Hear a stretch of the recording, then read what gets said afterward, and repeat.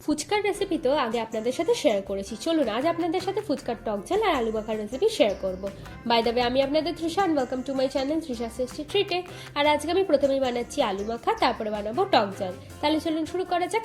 এই ফুচকার আলু মাখা টক ঝাল বানানোর আগে বানাতে হবে ভাজা মশলা। তার জন্য বোলের মধ্যে আমি দিচ্ছি 2 এলাচ, হাফ চামচ মতো মৌরি, 1/4 চামচ গোলমরিচ, 1 চামচ জিরে, 1টা শুকনো লঙ্কা আর হাফ চামচ মতো ধনে গুঁড়ো। এবার এগুলোকে ভেজে আমি গুঁড়ো করে নেবো। এবার একটা বোলের মধ্যে আমি দিচ্ছি 2 সেদ্ধ করে নেওয়া আলু, 2 চামচ মতো কাঁচা ছোলা, 1/4 কাপ মটর আর ছোলা সেদ্ধ, একটা পেঁয়াজের কুচি, 1 চামচ মতো ভাজা মশলা, স্বাদ মতো নুন দিয়ে দেবো স্বাদ মতো বিট নুন, 1 চামচ দিচ্ছি লঙ্কা কুচি আর 2 থেকে 3 চামচ মতো ধনে পাতা। এবার এটাকে ভালো করে মেখে নিলে আমাদের ফুচকার আলু মাখা একদম রেডি।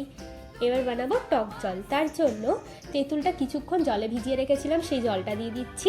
দেবো এতে স্বাদ মতো নুন, হাফ চামচ চিনি, স্বাদ মতো বিট নুন, 1 চামচ মতো ভাজা মশলা, হাফ চামচ চাট মশলা, 1 চামচ মতো ধনে পাতা বাটা, পরিমাণ মতো জল দিয়ে দিচ্ছি। দেবো গন্ধরাজ লেবু একটু চিপে, আর গন্ধরাজ লেবুটাকেও আমি জলের মধ্যে দিয়ে দেবো। এবার এর মধ্যে 1 চামচ ধনে পাতা আর অল্প পেঁয়াজ কুচি দিয়ে ভালো করে মেশালে কিন্তু টক জলটাও একদম রেডি। চলুন এবার ফুচকাগুলোকে আমরা সার্ভ করি।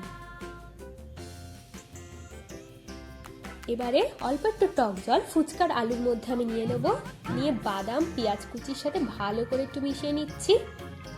এবার একটা ফুচকা নিয়ে এইভাবে ফুচকাওয়ালা কাকুদের মতো মাঝখানটা কাটাচ্ছি, দিয়ে আলু মাখাটা দেবো, দিয়ে আর কি টক জলে ডোবান আর খেয়ে নিন। আমার ভিডিওটি যদি আপনাদের ভালো লেগে থাকে তাহলে প্লিজ একটি লাইক করবেন, প্রচুর শেয়ার করবেন, আর আরও ভিডিও পেতে আমার চ্যানেলটিকে সাবস্ক্রাইব করবেন। নমস্কার।